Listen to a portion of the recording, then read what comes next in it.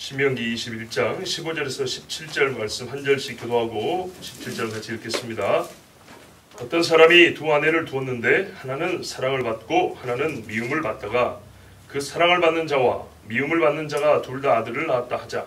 그 미움을 받는 자의 아들이 장자이면 자기의 수를 그의 아들들에게 기업으로 나누는 날에 그 사랑을 받는 자의 아들을 장자로 삼아 장자와 미움을 받는 자의 아들보다 앞세우지 말고 반드시 그 미움을 받는 자의 아들을 장자로 인정하여 자기의 소유에서 그에게는 두 몫을 줄 것이니 그는 자기의 기력의 시작이라 장자의 권리가 그에게 있음이니라. 아멘. 말씀을 보면요, 먼저 우리가 이 말씀이 갖고 있는 큰 뜻을 하나 듣고 말씀의 내용을 차근차근 읽으면서 다시 뜻을 듣고 그 말씀이 또한 우리에게 주시는 또 하나의 큰 뜻을 듣고 이렇게 한번 해보겠습니다.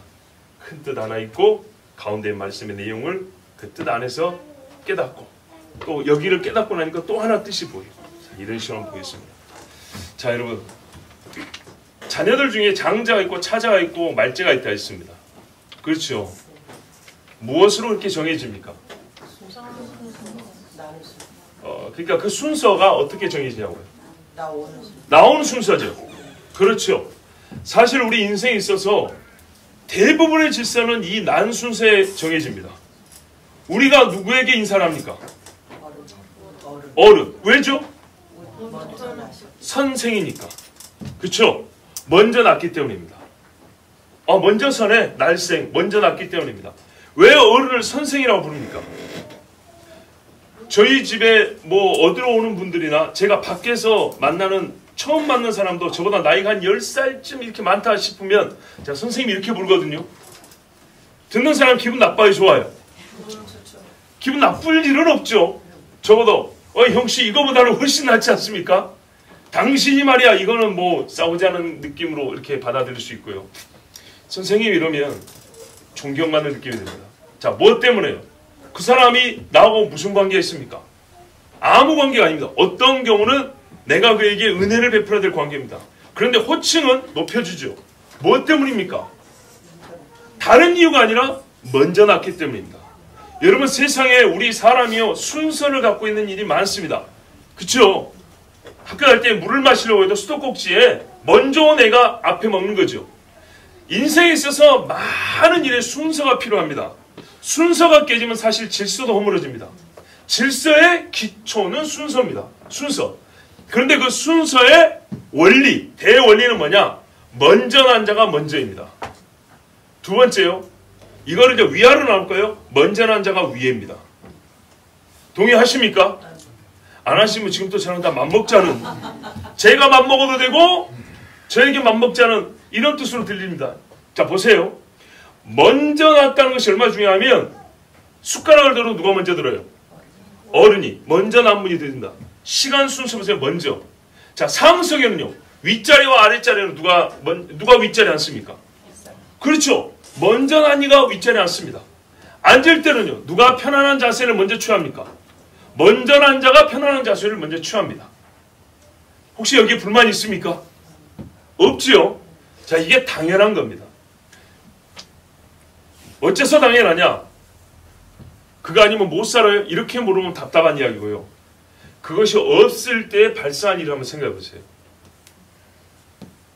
희한하게도 남인데도 불구하고 나보다 한참 어린 애가 먼저 앉아있거나 내가 들어왔는데도 가만 다리 펴고 있다. 그러면 여러분 기분이 좋던가요? 아니죠. 이게 누가 지금부터 그렇게 하자 약속이 아니라 사람의 본성적으로 그렇게 감정의 변화가 생겨요. 희한하게도요, 나보다 어린 사람이 먼저 이렇게 굽혀주면 어떻게 해요? 그하고 나하고 별 다른 관계 없는데 그 하나 갖고도 기분이 좋아지고 존대받는 느낌이 확 듭니다. 그렇죠? 희한하게도 그래요. 그건 왜 그런가요? 희한하다는 말은 서로 어떤 사회적 계약이라냐 약속이라냐 합의라는 게 없는데도 그렇다는 거예요. 어느 나라나.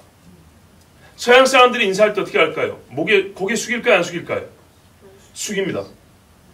서양 사람들은 고개 숙입니다. 어느 나라든지 간에 존귀의 표현을 당신은 나보다 존귀합니다 할 때는 항상 자기를 낮추게 되어 있습니다. 자기를 낮추니 기분이 고개를 숙인 거고, 더 낮춤이 허리를 숙인 거고, 더 낮춤이 다리를 굽혀서 무릎을 꿇는 겁니다. 거기에 더 낮춤이 머리를 숙이고 입을 맞추는 겁니다. 가장 자기를 낮추는 겁니다. 입을 맞추되 상대의 손에 맞추는 것이 아니라 발에 맞추면 그는 최고로 높이고 나는 최고로 낮아지는 겁니다. 최저로. 맞지요?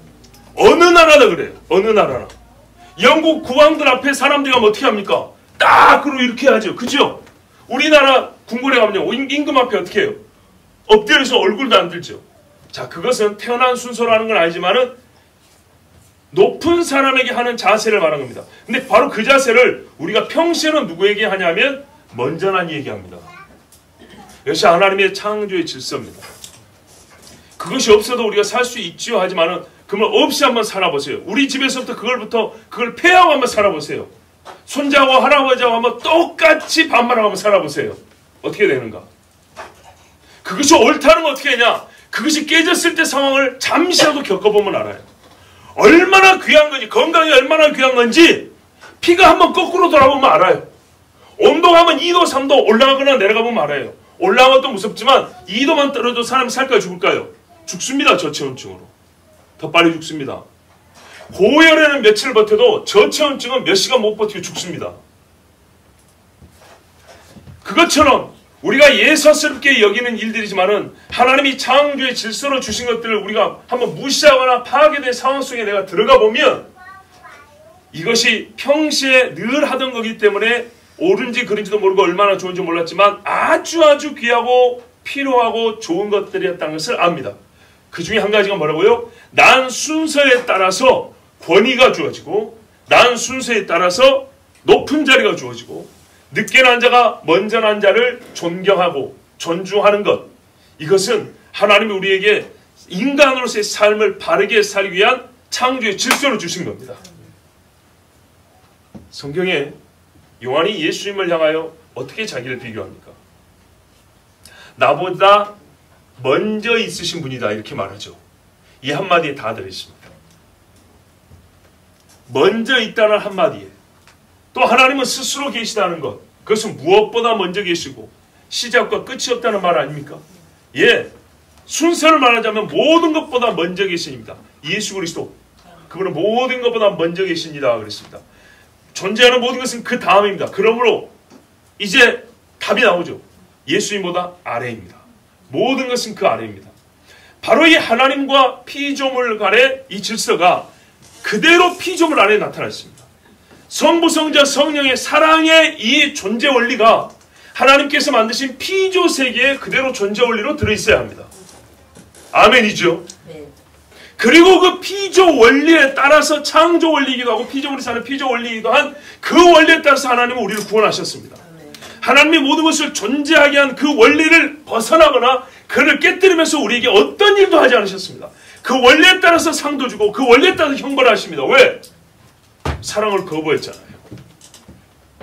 오히려 증오했잖아요. 그래서 하나님은 주를 사랑하지 않는 자를 그가 선택한 사랑에게 내어줍니다. 너의 선택으로 가라고. 그는 자기 아비 마귀를 선택했으므로 마귀에게 하나님이 내보내줍니다. 그러나 그가 숨이 끊을 때까지는 끝까지 부르십니다. 하나님은 항상 본성의, 자기 본성의 원리를 가지고 창조하시고 우리를 존재케 하시고 우리와 관계를 맺으시고 모든 창조 질서 안에 있는 일들을 다루시고 주관하십니다. 그래서 여러분, 한 집에 특히 이스라엘 안에 이 창조 원리가 시작부터 나타나야 되지 않겠습니까? 날생, 태어나면서부터 한 집에 한 생명이 태어나고 태어나는 그 순간부터 이 집은 하나님의 사람의 집이기 때문에 하나님의 창조 원리가 그 집의 규례와 법도가 되는 겁니다. 그 중 하나가 뭐라고요?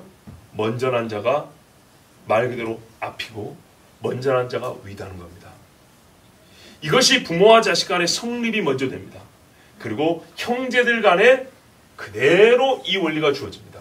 그래서 하나님은 뭐라 그래요? 참 장자는 누구냐 하면 먼저 난 자다 그랬어요. 먼저 난 자가 참 장자다. 장자의 첫 번째 조건은 먼저 난 자입니다. 그래서 그 먼저 난 자는 형제들에게 존귀 여김을 받고 그 아버지의 이름을 이어갑니다. 그리고 아버지의 이름을 이어간다는 것은 그 집에서 아버지의 대리자가 되는 겁니다. 그래서 그에게는 뭘 주라 그랬습니까? 장자의 명분과 기업을 주는 겁니다. 이름만 주는 것이 아니라 몫을 주는 겁니다. 그래서 두 몫을 주라 이렇게 말씀한 겁니다. 자, 오늘 말씀해 보죠. 장자는 누군가? 왜 그는 두 몫인가에 대하여 우리가 오늘 말씀을 보는 건데요. 말씀에 분명한 것은 장자는 아내에게서 난 첫 아들입니다. 잘 들으세요. 아내입니다. 첩이 아니고 밖에서 바람피다 난 아들 아닙니다. 아내에게서 난 첫 아들입니다. 하나님은요, 합법적인 관계에서 말씀하신 겁니다. 하나님의 창조 질서이기 때문에 그 질서 안에 있는 부부관계 안에서 얘기하시는 겁니다. 사랑받는 아내니 미움받는 아내니 하는 가정, 이런 조건은 우리가 어떤 경우라도 예시가 되겠습니다. 이게 무슨 말이냐면 어떤 경우라도 아내에게서 난 첫째가 장자다 그 말입니다. 근데 그걸 깨뜨리고 싶을 때가 언제냐면 사랑받는 아내에서 낳은 아들이 있을 경우에 이걸 뒤바꾸고 싶거든요. 왕들이 그래가지고 피바람이 난 걸 보세요. 그렇죠? 물론 때로 큰아들이 자기 몫을 못할 때가 있어요. 스스로 자기 장자의 권리를 버리거나 아니면은 매우 우둔하여 장자의 직무를 바르게 행하지 못하는 경우가 있어요. 자, 이런 예외적인 상황을 지금 말하는 게 아니고요. 예외는 분명히 있습니다. 그러나 원칙, 원론적인 말씀을 드는 겁니다. 원론적으로는 어떤다고요? 항상 먼저 난 자가 장자라는 대원칙을 지금 말씀해 주는 겁니다. 대원칙. 먼저 난 자가 장자다. 아무리 나이 많은 분이 다른 걸로 나보다 부정하다 해도 나이가 많다는 그 한 가지 때문에 고개를 숙이는 것처럼 먼저 난 아들이 장자고 그 집의 어른이다. 이것은 하나님의 법입니다. 자, 그러므로 아버지가 아들에게 상속을 줄 때에는 아버지가 이 장자에 대하여 자기의 이제 마음의 표를 나타내는 때입니다. 진짜 표를 나타내는 때인데 그때 어떻게 하냐면 다른 아들을 세워 장자라고 공표하지 말라 합니다. 말씀이 뭐라 했어요? 사랑받는 여인의 아들을 장자로 세우지 말지니 데리고 와서 바꾸지 말라는 거예요. 사람들이 다 알았거든요. 제가 먼저 태어나서 장자를 알고 있었는데 어느 날 갑자기 아들이 와서 내 마음속에는 얘가 장자야 하면서 딱 내세우지 말란 말입니다. 그리고 말씀해 그가 참으로 장자, 이 그가는 미움받는 여인의 아들이라 할지라도 먼저 난 자가 장자다 그 말입니다. 참으로. 그래서 여러분 르우벤이 장자입니다. 야곱이 누구 사랑했어요? 라헬이죠. 결국 장자권은 요셉, 라헬의 첫아들에게 갔습니다. 그러나 야곱이 뭐라는지 아십니까? 르우벤에게 창세기 49장에 보면 정말 우리 중요한 말씀 있죠. 49장 1절에 뭐냐면 그 이후에 아들들에게 유언을 남기는데 그 유언이요, 이 아들들과 이스라엘의 마지막 날들에 대한 예언이라고 했어요. 분명히 그렇게 되어 있어요. 그러니까 야곱은 예언을 했던 겁니다. 예언, 즉 이스라엘의 예언 안에 그 자녀들의 후세의 삶이 기록이 되어 있는 것이에요. 근데 그것이 우리가 이제 이 족보도 참 중요한데 현재의 이 조상들의 행위에 따라서 그 후세의 장래가 달라지는 거예요. 얼마나 달라요? 보세요. 나를 미워한 자는 3사대, 사랑한 자는 1000대라 그랬죠. 그래서 지금 내 앞에 있는 르우벤 너에게, 유다 너에게 나는 예언하고 축복하지만 이거는 분명히 49장 1절에 말하면 마지막 일들에 관하여 말하기 때문에 그 후손의 마지막까지 하는 거예요. 그러니까 유다로부터 시작해서 누가요? 메시아 예언까지 나오는 겁니다. 유다는 형제의 찬송이 된다 그랬는데 유다가 물론 베냐민을 구해서 찬송받을 만하지만 뒤에 가면은 유다 지파의 다윗의 자손이 찬송을 받습니다. 여기서 유다는 그 집안의 우두머리로서 유다를 말하는 겁니다. 즉 대대로 이어가면서 가면 갈수록 온 지파가 유다 이렇게 한다는 겁니다. 실제로 이스라엘 역사를 보세요. 12지파가 같이 가지만은 유다 지파가 진에 앞장서죠. 그런 다음에 어떻게 됩니까? 가나안에 들어가서도 가장 중요한 역할은 유다 지파가 합니다. 큰 싸움. 그 다음에 나라가 갈려도 예루살렘을 지키는 건 유다 지파입니다. 그렇죠. 그리고 바벨론 포로에서 돌아올 때부터는 사람들이 유다인이라고 부릅니다. 지금도 스불론 지파도 있고 납달로 지파도 있고 레위 지파도 있습니다. 혈통을 따지면 그 지파 있지만 전부 다 자기를 말하여 유대인이라고 부릅니다. 하나님 말씀 그대로죠. 자, 그렇더라도 야곱이 먼저 뭐라 그러냐? 르우벤아 너는 나의 장자라 그랬어요. 이유도 똑같아요. 오늘 말씀에 뭐라 했습니까?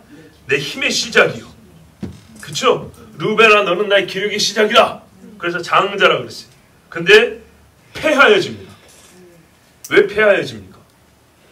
아버지의 침상에 올랐다 그랬어요. 중죄입니다. 장자는 아버지와 형제들 사이인 것이지 아버지의 대리자인 것이지 아버지가 아닙니다. 서양의 못된 신화들은 이거를 뒤집는 이야기가 많습니다.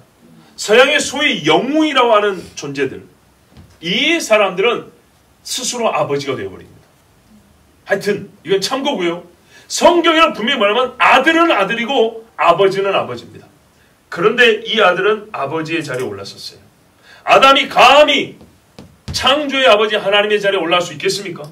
이건 사단의 생각이죠. 그래서 사단도 자기 지위를 버리고 그랬어요. 하나님이 자기 지위를 버렸기 때문에 하나님도 자기 지위에서 패하여 저 밑구덩이에다 던져버렸다고 했어요. 루벤은 스스로 자기 지위를 버린 것이고 아버지가 또한 그 행위에 대하여 자기 지위를, 그 장자의 지위를 패하여 버렸습니다. 그래서 야곱이 이제 합법적으로 장자가 패하여졌으므로 합법적으로 남은 아들들 중에 장자를 지목하고 선택할 수 있게 됐습니다. 우리가 생각에는 둘째, 셋째, 넷째 있지 않습니까? 그러죠. 시몬과 레위가 있고요. 유다가 있습니다. 그런데 시몬과 레위는 또 피바람 부른 거 아시죠? 네, 죄를 지었어요. 그러니까 얘들도 합당하지 아니하다. 유다는 그렇죠. 유다도 일단 요셉을 팔았죠. 나중에 회심한 것이지. 큰 죄를 해서 아버지를 수십 년 동안 근심에 빠지게 한 자가 유다 아닙니까? 아 그렇다. 여러분 그래도 보세요. 순서가 제일 기준이었죠. 그러면 요셉 위에 형이 아직도 몇 명 남았어요? 예? 이 4명 빼고 6명 남았어요. 6명. 그런데 왜 바로 요셉으로 와버렸을까요? 사랑. 그러니까 안 된다니까 군사님. 지금 말씀을 어떻게 듣는 거예요? 사랑하는 아내의 아들이라고 하면 처음부터 요셉이죠. 그게 아니라니까요. 자 보세요 여러분. 아들이 10명이라도 성경에서는요. 둘째, 셋째를 얘기하지 않고 첫째만 얘기했어요. 둘째부터 말째까지 어쨌다는 거예요? 같다는 거예요. 같다는 거예요. 첫째가 패해지면 모든 아들에게 기회가 있는 거예요. 이제. 이해가 되시죠? 모든 아들에게 기회가 있어요. 그러나 우리가 웬만하면 어떻게 하고 싶겠어요? 순서대로 하고 싶겠죠? 순서대로 하고 싶으나 여기서는 순서대로 안 한다고 해서 문제되지 않아요. 그리고 그렇더라도 이제는 봐보세요. 사랑하는 그 야곱에 있어서 부인이 원래는 라헬이잖아요. 삼촌이 속인 것이지 본래 처는 라헬이거든요.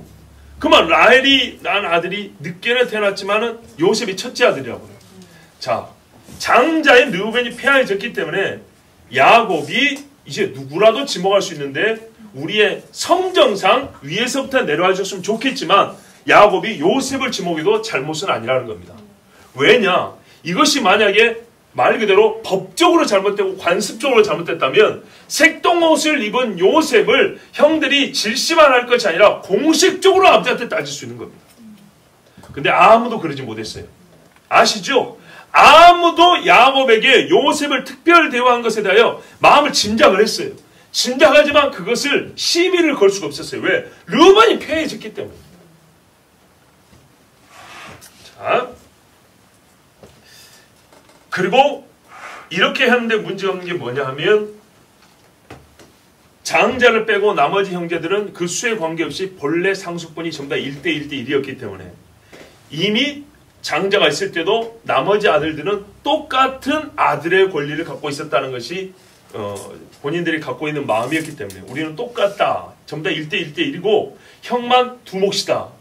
이렇게 됐기 때문에 이 형제들이 또 다른 어떤 법적 근거를 가지고 아버지에게 따질 수는 없었습니다. 여러분 우리나라 민법에도요. 수십 년 전만 하더라도 상속법에 큰아들이 두 몫이었어요. 아십니까? 옛날에 그랬어요. 예, 우리 여기 대부분의 어른들이 젊었을 때 그랬어요. 그리고 저희가 이제 좀 자랐을 때 저희가 대학교 갈 때쯤 돼서 민법이 바뀌어가지고 전부 다 1대 1도 1을 됐어요. 근데 이제 1대 1도 이루고 나니까 후레자식도 있을 것이고 효자도 있을 거 아닙니까? 그래서 뭐라는 게 있냐면 물론 그 전에도 있으면 유류분이라는 게 있어요. 특별히 자녀들 중에 부모에게 효를 많이 한 사람 그러니까는 섬기는 걸 많이 한 사람은 더 주는 게 있고, 자녀가 폐륜적 행위를 할 때는 상속을 못 받게 하는 것도 있어요. 자, 그러니까 우리가 지금 대원칙을 듣고 있는 겁니다. 대원칙이 있고, 그러니까는 무슨 말이냐면 세상의 법도 말이죠. 하나님의 법의 정신에 근거해서 본래는 제정된 것들이 꽤나 많았어요. 우리가 지금 성적인 문제들도 있지만 부자 간의 관계, 가족, 친족, 상속, 친족에 관한 관계, 상속에 관한 관계도 옛적에는 성경을 보지도 않았지만은 옛날 사람들일수록 성경과 가까웠기 때문에, 그 마인드가 가까웠기 때문에 법률들이 대개는 성경과 많이 다르지 않았어요. 시간이 갈수록 모든 면에서 반성경적으로 지금 갈라져 나오고 있는 중입니다. 자, 그러나 하나님이 왜 이 말씀을 주셨을까요? 싸우지 말라고. 그죠? 돈 문제 걸리면 복잡해지죠. 가정의 평화를 위해서, 또 재산 상속의 원활함을 위하여 그래서 주셨을까요? 현실적으로 틀린 건 아니죠. 결과, 현실의 결과로는 이 말씀이 미리 있으니까 덜 싸우게 되고 좋죠. 그런데 여러분, 이런 경우도 있잖아요. 돌아가실 때까지 부모가 그 재산을 다 갖고 있지는 않아요. 중간에 처분하는데 이쁜 자식한테 중간에 다 줘버려요. 그런 경우도 있죠. 예.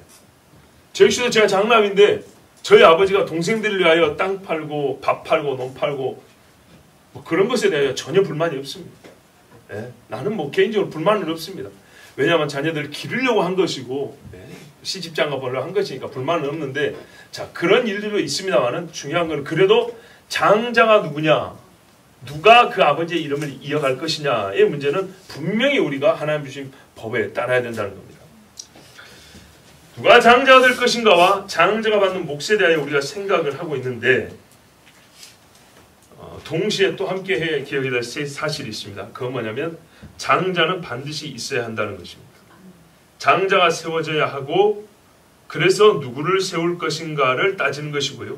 하나님은 오늘 누가 장자인가를 그래서 먼저 가르쳐 주셨고, 이것은 르우벤과 같이 폐륜하거나 에서와 같이 스스로 장자권을 팔아버린 자가 아니면 그것은 주변의 어떤 환경이나 가족관계 때문에 사라지거나 소멸되거나 흠결이 나지 않고 그대로 보존된다 라고 우리 하나님이 먼저 말씀해 줬습니다. 그러면 왜 그런가 할 때에 첫째라는 의미에 대하여 하나님은 또 다른 사실을 가르쳐 주시는데, 기력의 시작이라고 그랬습니다. 이는 그가 그의 힘의 시작이요, 그래서 장자의 권리가 그에게 있다고 그랬습니다. 장자권이 누구에게 있는가? 먼저난 이인데, 먼저난 이가 뭐가 특별하냐라고 말했을 때 하나님은 이 한 가지 증거를 제시하고 이거면 족하다고 그랬어요. 그게 뭐냐 했더니 힘의 시작, 장자가 존재하는, 아니 장자일 수 있는 증거이면서 장자가 존재하는 이유도 됩니다. 보세요. 장자일 수 있는 증거는 뭐냐면 아버지의 힘의 시작이다. 그리고 이 사람이 장자로서 왜 존재해야 되냐면 시작은 히브리 말로 머리라는 말이거든요. 머리. 이 집에 머리가 필요하기 때문이라는 거예요. 자, 보세요. 항상 공동체에는 머리가 필요합니다. 그렇죠? 하나님께서 아담을 인류의 머리로 세우셨단 말이죠. 그와 같이 모든 집에는 머리가 있어야 되는데 하나님께서 머리를 먼저 난 이로 세웠단 말입니다. 그래서 먼저 난 이가 장자가 되는 거고, 왜 굳이 먼저 난 이를 장자라고 해가지고 두목까지 줘야 됩니까? 할 때 그가 머리의 역할을 할 것이기 때문에 두목신이라 이런 말씀한 거예요. 머리의 역할을 할 것이기 때문에 장자고, 그를 내가 장자로 부른 것이고, 그래서 두목시라. 자, 그러면 우리가 여기서 알 수 있죠. 왜 장자냐? 머리이기 때문이다. 그러면 거꾸로요. 본인이 머리가 되지 못하면 폐하해진다는 겁니다. 세상에 아버지인 어떤 한 사람이 힘을 나타내는 시작이 첫째 아들입니다.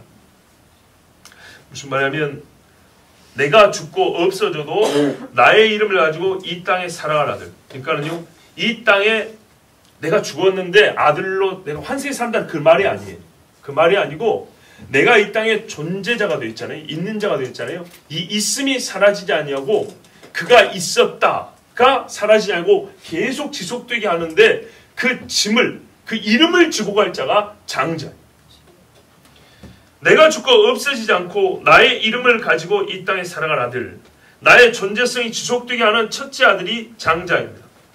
그래서 우리가 계속 올라가잖아요. 네 아버지 누구냐 할 때 이 장자 없으면 아버지가 안 나옵니다. 네 아버지가 누구냐 아버지 저 위에 아버지까지 이 이름을 기억할 책임이 있는 자, 이 이름을 지고 내려올 자가 그 집의 장자들이라는 얘기입니다. 유대인들에게 얼마나 중요한지 이름을 묻고 나서 내 아버지가 누굽니다, 할아버지가 누굽니다 이렇게 말한다고 했잖아요. 그러면은 그 집에 내력이 보인다고 그랬죠. 그 서양 사람들은 성씨가 그래서 중요하다고 그랬잖아요. 성씨가. 서양의 사람들 이름 중에 보면은 브래드가 있습니다. 브래드. 유명한 사람 누구예요? 예? 영화배우 브래드 피트 있죠. 그리고 우리가 이스라엘 선교할 때 브래드 TV 합니다. 이 브래드가 뭡니까? 그 성, 그 아버지의 이름이라고 할 수 있는 그 성을 들으면요, 그 집안이 보인다니까요. 길 닦는 사람들입니다. 길 만드는 사람들, 길 만드는 사람들. 그러면 누가 나는 브래드 머식입니다 하면은 당신 집은 조상들이 뭔 일 했구나 이걸 바로 알 수 있는 거죠. 자, 이와 같이 유대인들에 있어서 그들의 조상들 성씨를 가져오는 너무너무 중요히 여기는데, 왜냐? 그것이 곧 이 아버지의 기력의 시작으로서 이 아버지의 이름을 계속 내려오는 책임을 가진 자, 그리고 내가 어디서부터 왔는지를 말할 책임이 있는 자가 바로 이 장자이기 때문에, 그리고 그 장자가 그 이름을 가져오기 때문에, 제가 지금 말이 좀 꼬였는데요. 하여튼 이 조상들을 물어볼 때 누군가가 그 조상들에 대해서 말을 해줘야 되고 이 땅에 그의 이름을 말해줘야 하는데, 모든 자녀들의 책임이 있지만 제일 큰 책임이 바로 장자에게 있다는 겁니다. 자, 그리고요, 머리라 그랬죠. 머리이기 때문에 이 아들은 형제들에게 아버지의 역할을 해야 합니다. 짐이 무겁습니다. 실제로 우리도 반세기 전만 하더라도 장자들은 얼마나 고생을 많이 했습니까? 저희 아버지만 보더라도 장자로서 얼마나 고생했는지 제가 다 합니다. 큰아들이 아니었으면 그 고생을 안 했을까 봐. 아버지에게는 기력의 시작의 의미를 주면서 형제들에게는 그들 중에 머리, 곧 아버지의 대리자로서 그의 책임과 권한이 있습니다. 아버지 사후에 형제들 간의 질서와 규율은 장자가 맡습니다. 아버지의 사후든 생계든 노인이 된 부모를 섬기는 가장 큰 책임도 장자가 맡습니다. 형제들 가운데 시집 못 간 자가 있고 아버지가 늙으면 내가 시집을 보내야 될 아버지인 것처럼 책임을 지고, 공부를 해야 될 동생이 있으면 내가 업어 키워서라도 동생을 공부를 시킵니다. 이게 장자입니다. 두 몫이 아깝습니까? 누가 병들면 치료비를 드려도 조금이라도 더 내는 게 장자입니다. 가난한 형제가 있으면 쌀을 나눠 먹어도 먼저 내 것을 주면서 형제들에게 같이 하자고 말할 사람이 장자입니다. 그 장자가 두 몫을 가지는 것이 잘못입니까? 아닙니다. 그의 책임이라면 얼마나 큰지 모릅니다. 옛날에 민법상에서도 장자로 두 몫을 할 때도 장남 집에는 시집 안 가려는 여자가 얼마나 많아요. 유산이 2배인데도. 그만큼 뭐 때문에 그러죠? 책임이 크기 때문에. 짐이 많기 때문에. 부모를 섬길 책임도 제1이 장자고, 형제를 돌볼 책임도 제1이 장자고, 아버지의 이름을 욕되게 하지 말고 그 이름을 이 땅에 영광되게 이어내려야 될 책임도 제1이 장자입니다. 그 집에 영광이 있다면 그래서 그 장자가 가장 많이 누리는 것이 합당한 것입니다. 요셉의 두 아들이 야곱의 아들로 받아들여진 일을 한번 보겠습니다. 요셉이 야곱에게 장자가 되었죠. 그렇죠? 근데 뭐라 했어요? 상속을 줄 때에 내수 바꾸지 마라 그랬죠. 그 말은 무슨 말이냐면 죽기 전에 상속을 줄 때에 결정적으로 이제 장자가 누군지 밝혀진다는 것이고, 그 표를 아버지가 드러낸다는 얘기입니다. 바로 그때가 언제냐면 야곱이 병들어 죽을 날이 가까웠다는 소식을 듣고 요셉이 두 아들을 데리고 와서 인사시킬 때였습니다. 야곱은 이미 눈이 멀어서 잘 보이지 않았습니다.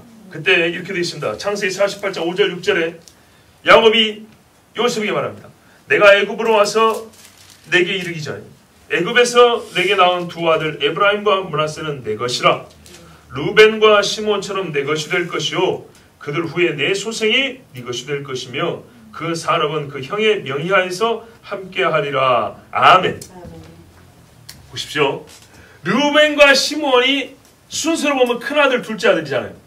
그 아들처럼 네 두 아들을 우리 식으로 말하면 내 아들로 입적하겠다 이 말이에요. 아시겠죠? 그러니까는 땅이 있어서 야곱이 두 배로 밀어줄 수는 없죠 지금. 그게 아니고요. 너의 두 아들을 내 두 아들로 삼아버리겠다 그 말이에요. 그러면 나중에 가나안 땅에 들어갔을 때 땅 나눌 때 야곱의 아들들이 제비를 뽑잖아요.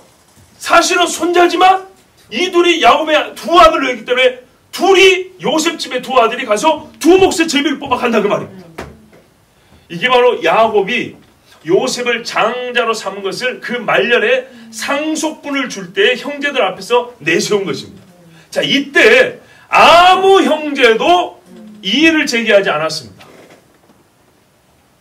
그런데요, 이게 얼마나 놀라운 사건이냐면 성경 히브리서 11장에 보면 전에도 말씀드린 대로 누굽니까? 이삭과 야곱과 요셉은 그들의 믿음을 말할 때 그들의 임종 순간을 기록해 놨다고 그랬습니다.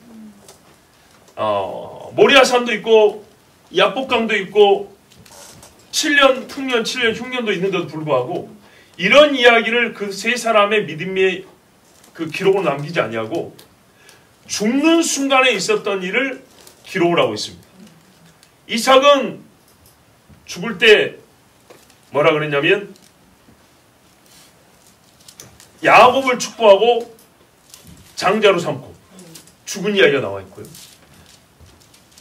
야곱은 요셉의 두 아들을 자기 아들로 삼은 이야기 기록되어 있고, 요셉은 나의 시신을 애굽에서 완전 장례를 끝내지 말고 입관만 하고 나중에 가나안 땅으로 메고 와라, 요 이야기입니다. 다 이 유언이 그들의 믿음이라고 되어 있습니다. 참 특이하죠. 히브리서 11장 21절에 믿음으로 야곱은 죽을 때 요셉의 각 아들에게 축복하고 그 지팡이 머리에 의지하여 경배하였으며 아멘. 야, 이게 얼마나 아름답고 놀라운 말씀이냐면 야곱의 일생 중에 믿음 중에 믿음이 이 두 가지 사건이다를 얘기합니다. 믿음 중에 믿음이. 우리가 생각하는 것은 정말 스펙타클한 사건들을 얘기하는데 성경은 우리 후손들이 기억할 믿음으로 이 두 가지 사건을 얘기하는데 그 중에 하나 뭐냐? 요셉의 두 아들을 축복한 것이라 그럽니다. 히브리서 11장 21절에 믿음으로 야곱은 죽을 때 요셉의 각 아들에게 축복하고 두 아들을 자기의 아들로 삼아서 이 두 자녀를 통하여 가나안 땅을 분배하게 하는 하나님의 기업을 얻게 하는 것, 이것이 야곱에 있어서는 최고의 믿음이었다고 말합니다. 그 무슨 말이죠?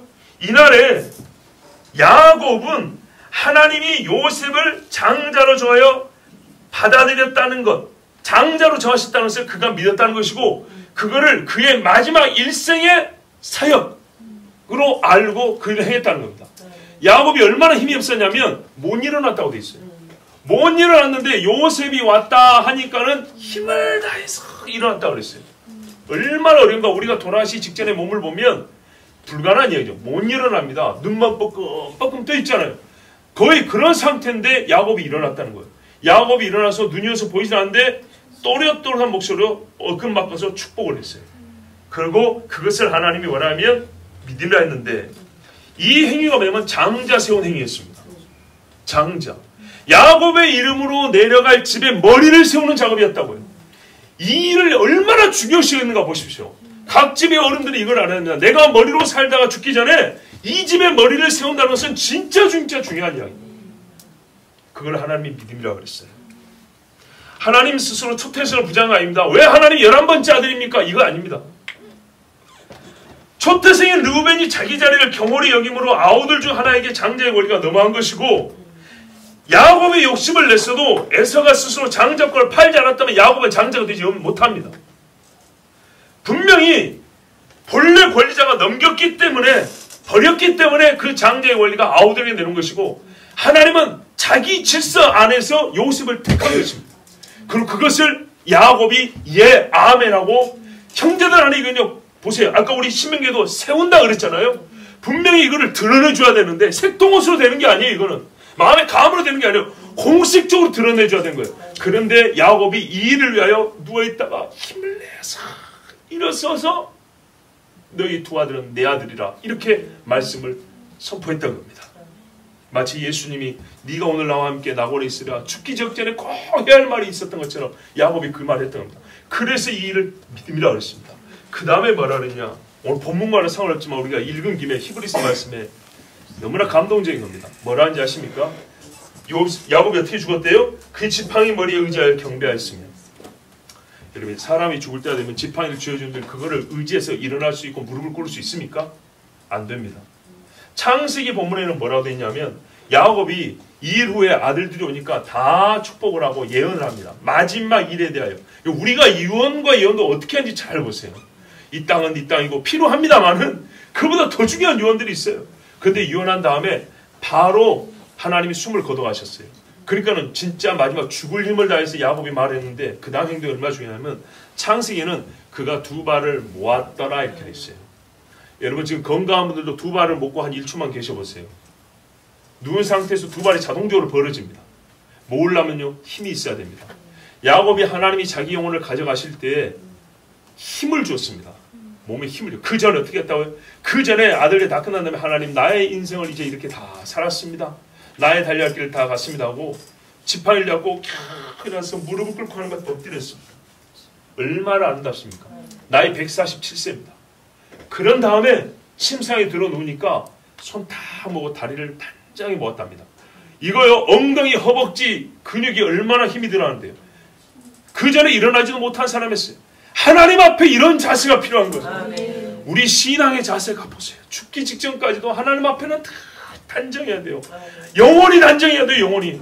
그것이 그대로 다리를 딱 모으고 먼저 하나님 앞에 엎드려 절하고 감사합니다 하고 다리 힘을 다 주고 주여 하니까 하나님이 영혼을 데려갔어요. 이것을 하나님이 믿음이었다 이렇게 말하고 있어요. 그런데 이 마지막에 이 감동적인 믿음과 동격으로 둔 게 뭐라고요? 두 아들을 어긋맞게 축복하고 이것입니다. 머리를 무시하지 마세요. 머리를 세우는 일이 얼마나 중요한지 절대로 간과하지 마세요. 혹시 우리 집 중에 장자인 분들 계십니까? 절대 자기의 장자의 주의를 경홀히 여기지 마시기 바랍니다. 에서가 장자의 주의를 경홀히 하여 후에 회개할 기회를 얻지 못하였다 그랬습니다. 하나님의 창조의 짓을 부정하니 어떤 선한 마음이 있어서 그가 회개를 하고자 했겠습니까? 기회를 얻지 못했습니다. 자, 야곱이 마음에 요셉을 장자로 세우자는 뜻이 있었을지라도 실제로 요셉의 두 아들을 아들로 삼아 요셉에게 두 몫의 분깃을 줄 때에 공식적으로 하나님의 섭리와 뜻에 대한 믿음이 드러나게 되었고 이제 야곱의 집에는 요셉의 이름이 사라지고 에브라임과 므낫세가 야곱의 아들들로 들어와서 두 몫을 받게 되었습니다. 그래서 하나님은 이 일은 믿음이 없이는 할 수 없는 일이라 생각보다 이거는 믿음이 필요한 일이고 너무나 아름답고 큰 믿음이라 야곱의 마지막을 기록할 때 이것이 믿음이라 우리에게 가르쳐주고 있습니다. 이제 장자를 세우고 두 몫을 주는 일에 대하여 그 의미를 조금 더 우리가 확대해 생각해 보겠습니다. 하나님은 한 집에 아버지와 장자 그 외 형제들을 세우셨습니다. 아까도 말씀드린 대로 장자는 첫째 지위가 아들입니다. 아들이고 동시에 아버지의 대리자입니다. 형제들의 머리입니다. 형제들 가운데 우두머리입니다.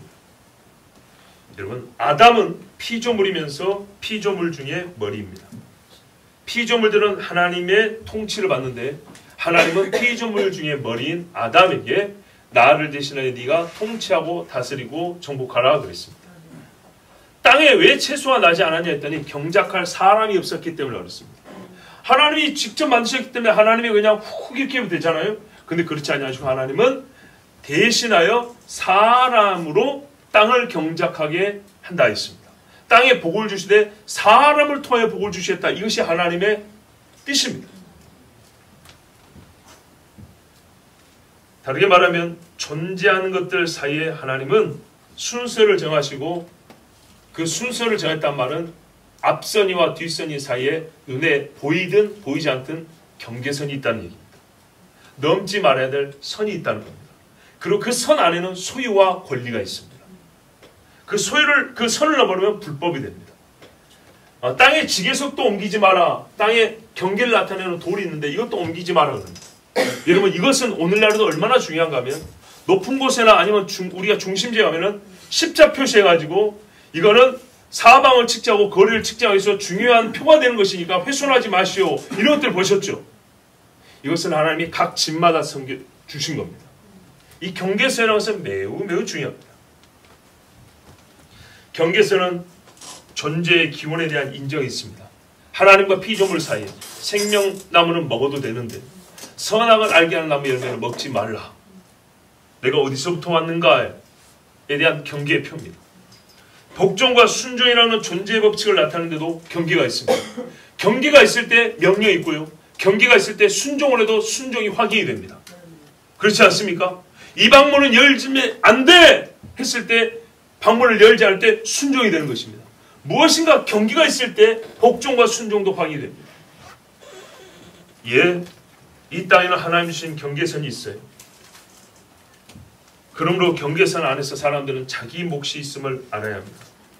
생명나무는 먹을 수 있으나 선악을 알게 한 나무의 열매는 허락되지 않은 것처럼 장자는 형제들 중 머리이나 참머리이신 아버지의 침상에 오를 수는 없습니다. 우리가 삶에서도 하나님의 자리에 서고자 하는 어떤 인간이 있다면 그 사람은 사탄인 것입니다. 우리 사람들의 관계 안에서도 누군가가 자기의 지위를 넘어서서 머리가 되고자 한다면 성경에서 뭐라 했어요? 그 마음도 옳지 않지만 혹 그렇게 하고 싶으면 말죄부터 되라 그랬어요. 또 하나는요. 그러면 왜 사람들은 경계선을 넘으려 하는가? 자기 생각에는 이득이 있기 때문입니다.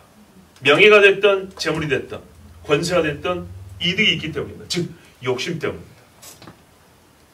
자기에게 주어진 몫으로도 충분히 삶을 영위할 수 있고 하나님의 복을 누릴 수 있습니다.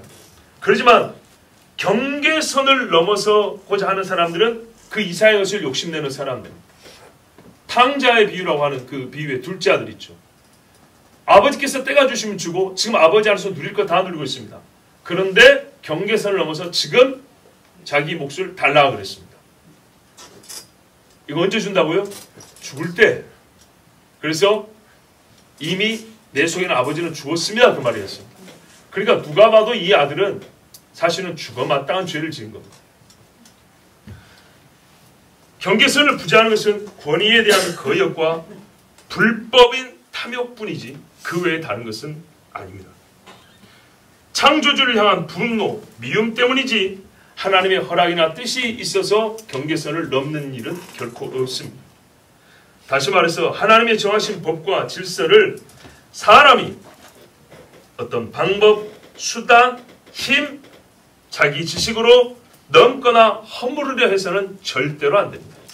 하나님이 교회에 세우신 질서가 있다 했습니다. 이거를 무너뜨리거나 넘는 행위는 그리스도의 몸을 찢어내는 행위입니다. 조금만 탐심을 줄이면 훨씬 더 많은 복을 누릴 수가 있습니다. 조금만 욕심을 내지 않냐고 경계선을 지키면 하나님이 본래 주신 창조의 법 안에서 아주 복되게 살 수 있습니다. 선악을 알게 하는 너무 먹음직스럽고 탐스럽고 지혜롭게 할 만하다 했습니다. 근데 그 전에 뭐라 하는지 아십니까? 보기에 아름답고 먹기에도 좋은 열매들이 가득 나겠다 그랬습니다. 거기서 하나 더 먹겠다고 한 것이 그 좋은 복락의 동산에서 쫓겨남을 당하겠습니다. 그러므로 우리가 하나님의 주신 경계선을 지키는 것은 매우 매우 중요합니다. 형이 나보다 좀 공부를 못해도 형은 형입니다. 아버지가 신체가 부자일수록도 아버지는 아버지입니다. 신명기 21장 10절에서 우리가 지금 읽은 10절에서 25장 19장까지는 생활의 법들을 말씀하고 있습니다. 그 안에 장자의 상속권이라는 하나님의 말씀, 계명이 들어있습니다. 그러면 이 전체를 볼 때 하나님은 어떤 목적에서 이 말씀을 주셨을까요? 순결에 관한 법, 진영을 거룩하게 하는 법, 이혼과 재혼에 관한 법, 죽은 형제에 대한 의무 등 소제목을 보면 여러 말씀이 있죠. 이 여러 모든 말씀이 있는데 그 여러 말씀들 안에 소주제로 장자의 상속에 관한 말씀이 있습니다. 그러면 이 장자의 상속을 포함해서 이 거의 두 장에 걸친 이 말씀이 어떠한 목적으로 우리에게 주어졌을까요? 이것을 알면 장자권에 대한 인식이 또한 새로워집니다. 어떤 목적이냐 하면 24장 4절을 보시면 이렇게 돼 있어요. 너는 후반부에 내 하나님 여호와께서 내게 기업으로 주시는 땅을 범죄하게 하지 말지니라. 아멘. 하나님께서는 하나님이 주신 땅을 처음부터 우리에게 복도해 주셨어요. 복도해 주셨는데 사람이 거기 들어가 살면서 땅을 더럽힙니다. 처음에 뭐라고 말하냐면 너희가 들어가서 우상 숭배하고 이방 교리를 따르게 되면 너희의 악이 가득 차서 그 땅에 너희를 토해버릴 것이다 그랬어요. 그렇죠. 바로 그 말씀입니다. 하나님의 백성이 하나님이 주신 땅에서 세상과 다르게 살아야 한다는 말씀으로 구체적으로 가르쳐 줍니다. 그 다름이란 정결함과 의로움입니다. 정결함과 의로움, 그 안에 정결하게 사는 것과 의롭게 사는 것에는 뭐가 들었냐면 장자를 세우고 그에게 두 몫을 주는 일도 포함된다는 것입니다. 현대인의 생각과는 달리 형제간의 혼란과 다툼을 방지하는 효과도 있습니다. 현대인들은 자기들이 알아서 하기 이것이 아닙니다. 그냥 똑같이 이것이 아닙니다. 하나님의 말씀대로 하면 훨씬 더 질서가 있고 형제간의 우애도 있고 다툼도 방지될 수 있습니다. 현대인의 생각은 1대1로 똑같고 그렇지만 현대인도 경험하는 바에 따르면 집안의 질서와 규율이 이 아름다운 미덕이 장자가 없거나 장자의 권위가 무시될 때 깨지는 것을 우리는 많이 경험합니다. 경험하면서도 욕심을 못 버려서 장자가 뭔데 이런 소리를 하는 겁니다. 장자인 아들은 아버지와 함께 또 아버지를 대신하여 집을 책임지고 부모를 형제들 중 으뜸으로 섬기고 또 이 장자는 여기에 더하여 한 가지 책무가 더 있는데 영적인 지도력입니다. 하나님은 이 장자를 통하여 하나님께 예배함과 주의 말씀을 순종함의 법도가 집에 세워지게 합니다. 이 집에서 하나님 앞에 제물을 들고 나와서 드립니다. 누가 앞설까요? 장자입니다. 근데 그 장자가 하나님께 기도할 줄 모른다면요? 안 하겠죠. 동생들이 따라 하겠습니까? 안 합니다. 아우들은 장자의 영적 지도력에 따르며 그의 권위에 복종하게 되어 있습니다. 집안에 발생하는 여러 짐을 지는 일에도 많은 것을 장자가 담당하며 존경과 감사를 표하고 형제들은 자기들의 몫에 만족합니다. 실제로 여러분 우리가 하나님 말씀대로 살면 이런 일들이 각 가정에 있으면 형제들 간에 재산 문제로 싸우는 일은 막을 수 있습니다. 어려서부터 이렇게 가르치면 그렇게 배워오면 그런데요 욕심 이렇게 살아왔기 때문에 장자고 차자고 족보상의 문제지 아무 차이가 없다. 그런데 일단 책임은 장자 본인에게 있습니다. 세상에는 에사와 같은 장자가 많습니다. 스스로 권위를 벗어내 던져버린 장자가 많습니다.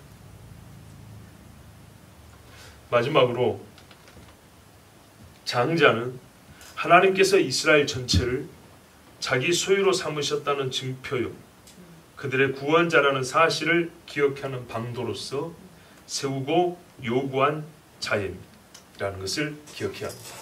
장자는 한 집만 세운 게 아니라 하나님의 창조 질서가 한 집에만 있게 한 것이 아니라 이스라엘이 누구인가를 보여주는 표이기도 합니다. 내 장자를 내놓아라 그랬죠. 하나님이 애굽에 이스라엘을 출애굽할 때 그렇게 말씀하셨죠. 하나님 자신이 이스라엘을 민족들 중에 장자라 그랬어요. 그리고 그렇게 장자로 여김을 받은 자들의 영적 지도력을 발휘해야 되는 그들에게 각 집마다 장자는 또 내 것이다 그랬어요. 내 것이라 했기 때문에 장자는 어떻게 해요? 하나님의 소유된 자로서 소유된 삶을 살아야 됩니다. 그리고 그 사람을 통해서 각 집에 거룩한 영적 지도력이 발휘되고 영성이 형성이 되는 겁니다. 이 사람들을 이스라엘을 구원했다는 것 그리고 이 가족들을 하나님이 구원하는 데 쓰시는 사람이라는 그 정체성을 가진 자가 장자입니다. 그래서 느헤미야는요 바벨론 페르시아 포로지에서 돌아온 유대인들에게 어떤 것을 명했냐면 초태생을 하나님께 드리라 그랬습니다.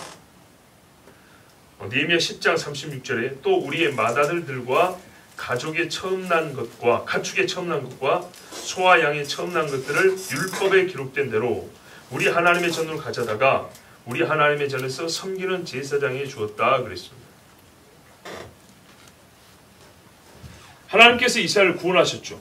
페르시아에서 구원해내셨죠. 바벨론에서. 그 구원하셨을 때에 하나님은 우리의 구원자입니다 라는 것을 표할 때도 장자를 하나님께 바쳤습니다. 하나님이 장자는 내 것이라고 하나님의 것을 하나님께 드립니다. 이 행사 안에, 이 행위 안에 하나님은 우리의 구원자입니다 라는 믿음의 표가 거기에 포함되어 있다는 겁니다. 그래서 각 집에는 장자가 있어야 됩니다.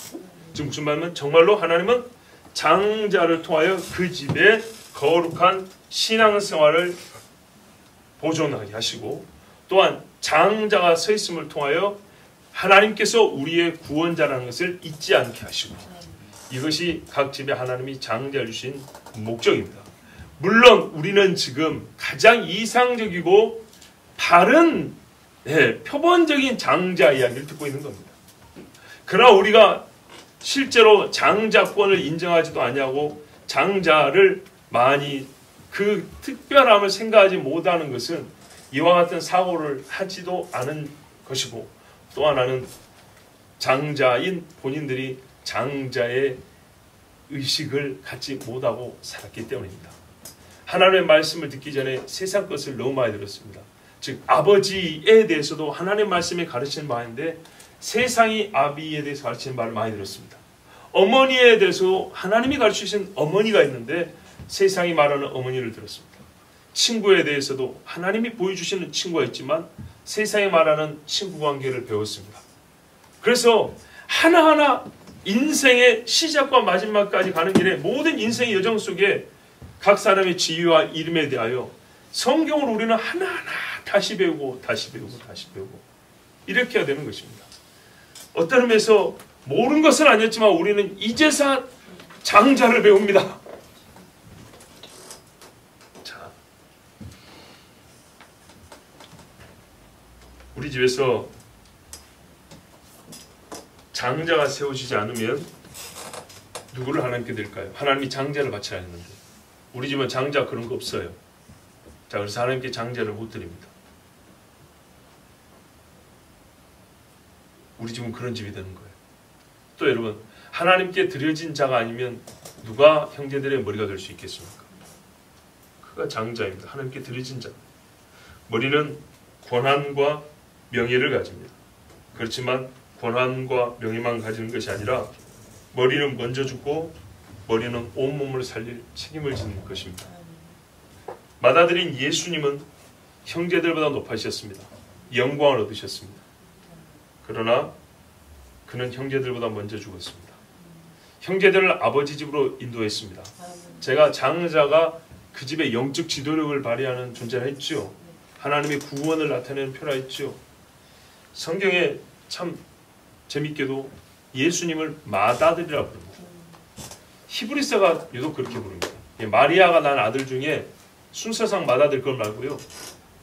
진짜 맏아들 의미, 장자라 우리에게 가르쳐주는 말씀이 히브리서인데 우리가 잘 알다시피 히브리서는 구약의 여러 예표와 표상을 전부 다 예수 그리스도로 다시 재정립해서 가르쳐주는 말씀이거든요. 구약에 우리가 장자 이야기를 많이 들었어요. 그러면 이 장자 이야기도 사실은 누구를 우리에게 가르쳐주기 위함이냐 했을 때 예수 그리스도를 가르쳐주기 위함이라는 겁니다. 그래서 제가 지금 말이 똑바로 지금 술술 안 나와서 그러는데 지금 아까 몇 분 동안 했던 말들 보면 전부 다 예수님과 관계된 이야기잖아요. 그렇죠. 영적 지도력이니 구원의 편이 뭐 이런 것도 있었죠. 예. 히브리서 1장 6절에 보면 이런 말씀이 있어요. 또 맏아들을 이끌어 세상에 다시 들어오게 하실 때에 하나님의 모든 천사가 저에게 경배할지어다 말씀하시며 아멘. 하나님께서 만드신 아들들이 사람 아들도 있고 천사도 아들이라고 불렀어요. 하나님이 만드셨으니까. 그런데 그 모든 들 중에 맏아들이 예수입니다 그랬어요. 그리고 그 맏아들을 다시 이끌어서 이 땅에 들어오게 하실 때 형제들인 천사들이 엎드려 경배한다 이렇게 되어 있습니다. 근데 이 맏아들이 이렇게 영광을 받으시는데 영광을 받기 위하여 무엇을 하셨냐 하면 아까 맏아들이 해야 하는 일을 가르쳐 드렸죠. 두 몫인 이유가 있다. 두 몫의 영광이라면 두 몫의 고난도 있겠죠. 히브리서 2장 14절 18절에 보면 자녀들은 혈육에 함께 속하였음에 그도 또한 한 모양으로 혈육에 함께 속하심은 사망으로 말미암아 사망의 세력을 잡은 자 곧 마귀를 없이 하시며 또 죽기를 무서워함으로 일생에 매여 종노릇하는 모든 자들을 놓아주려 하심이니 이는 실로 천사들을 붙들어 주려 하심이 아니요 오직 아브라함의 자손을 붙들어 주려 하심이라. 그러므로 저가 범사의 형제들과 같이 되심이 마땅하도다. 우리 빌립보서에는 종의 형체라 그랬고요, 사람의 모양이라 그랬죠. 근데 그걸 또 다른 말로는 형제들과 같이 되었다 그랬습니다. 이는 하나님의 일에 자비하고 충성된 대제사장이 되어 백성의 죄를 구속하려 하심이라. 자기가 시험을 받아 고난을 당하셨은즉 시험 받는 자들을 능히 도우시느니라. 아멘. 자, 맏아들로서 형제들을 구원하기 위하여 그가 형제들과 같이 되었다 그랬습니다. 그래서 그 일을 행하여 이 형제의 집에 구원이 이르게 하였고 그 일로 말미암아 그는 이제 때가 되면 만물 중에 장자의 영광을 취하셨다는 것이 하나님의 말씀입니다. 세상은 이와 같은 사람을 세우는 것을 원하지 않습니다. 그러니까 형제를 위하여 자기가 와서 형제같이 종이 되고 먼저 고난을 당하고 이런 개념 자체 없어도 괜찮습니다. 이렇게 말을 합니다.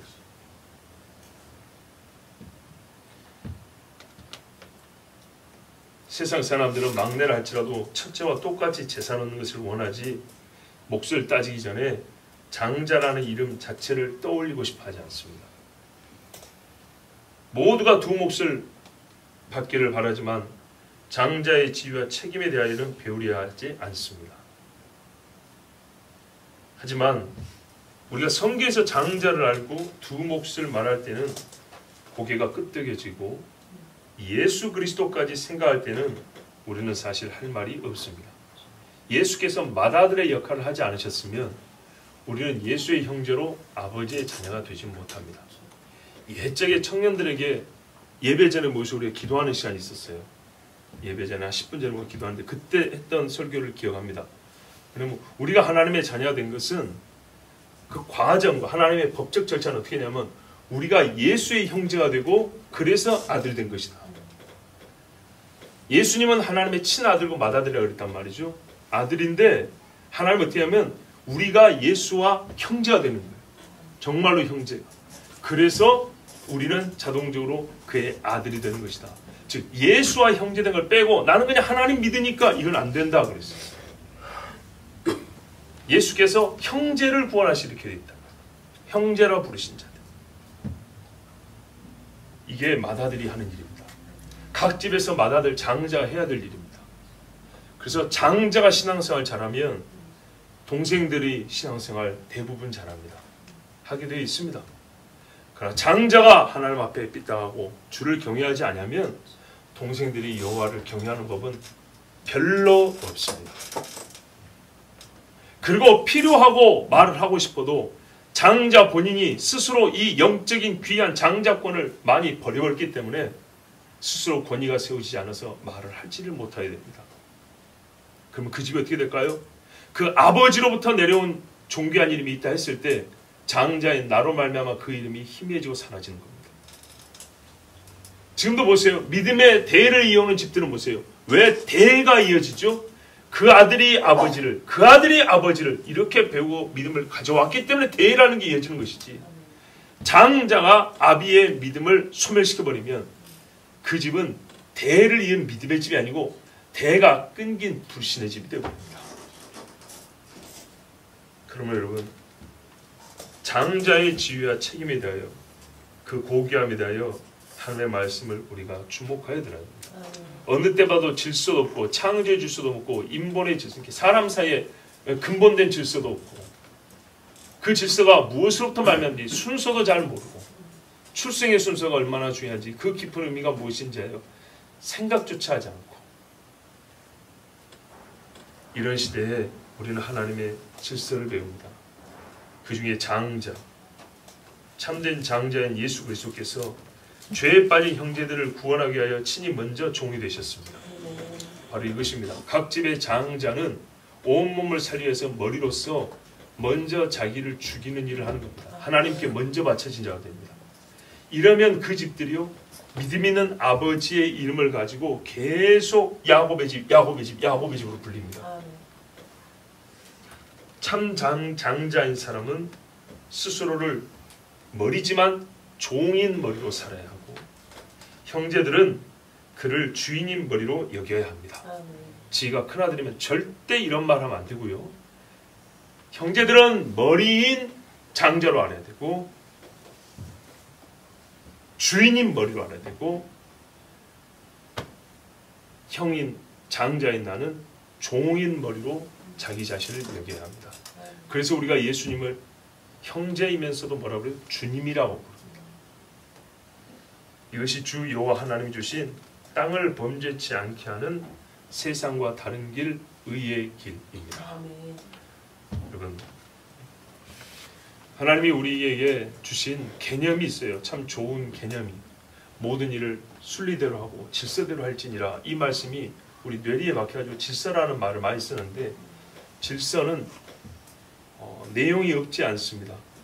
질서는 하나님이 무엇이 바른 질서고 어떻게 세워야 되는지 가르쳐 주시는데, 질서의 기본은 뭐라고요? 순서라고요. 그래서 우리가 항상 순서를 생각하지 않고 질서를 논할 때는 질서가 잡힐 수가 없습니다. 그 순서의 첫 번째는 뭐라고요? 먼저 태어난 자입니다. 먼저 태어난 자. 그 다음에 하나님이 직접 부여하신 권위가 있습니다. 기름 부었다 하죠. 이런 권위가 있습니다. 그러나 이 먼저 태어난 자들은 그래서 장자의 역할을 하지만, 성경을 통하여 장자는 결국 예수 그리스도를 우리에게 가르쳐주는 말씀이기 때문에, 장자인 자들은 먼저 어떻게 해요? 종이 되는 머리가 되어야 하고, 그 장자를 통하여 유익을 얻는 형제들은 장자를 똑같은 형제지 뭐 이렇게 생각하면 안 되고 주인처럼 섬기는 형제가 되어야 합니다. 그러면 각 가정이든 교회든 정말 하나님이 말씀하신 창조의 질서가 아름답게 잡혀 있어서 주님 주신 복락 안에 갈 수 있습니다. 우리 이 시간 함께 기도합니다.